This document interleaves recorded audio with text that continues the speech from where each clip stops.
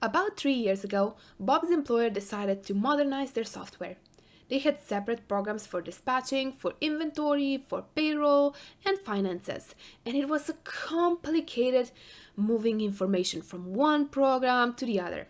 They decided to get an ERP program, and Bob recommended one that he knew inside out from a previous employer. Everyone in the company used the ERP program, but it was very complicated, and they used the aspects of it that related to their position. Bob was run ragged during the implementation process, but he managed to train most of the employees on their aspects, and after a few months, everything was running fairly smoothly.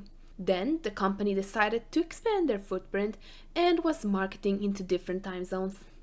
That messed everything up. Bob would arrive at 8 a.m., and there would be people that demanded his immediate assistance and were annoyed that he didn't respond instantly, even though the request was submitted before his start time. Same with late in the day. His phone would ring at dinner time with people that wanted his help right now. The colleague quit. That meant Bob was the only person in the IT department. The employer said that they would look to hire a new IT guy, but they had trouble finding one that knew the ERP system, and they were offering well under a market value salary. Things went downhill from there. Bob would get chewed out if he missed a call or an email, no matter what time he came in. He had to train new hires in the ERP systems as well as take care of the hardware. He asked repeatedly for better compensation and he was denied. So he planned to get a new job. Now here's the revenge. Bob had access to the entirety of the ERP system.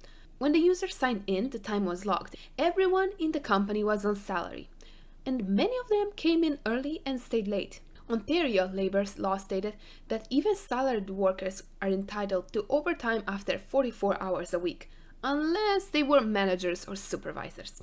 So Bob jumped into the program and ran a report for each employee that wasn't a manager, all the way back to when the ERP program was started.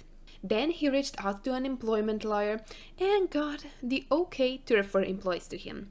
Bob lined up another job, and after he left, every employee in the company got an email with an Excel sheet showing the hours they had put in past 44 hours a week. The subject line said, "You're legally entitled to overtime pay."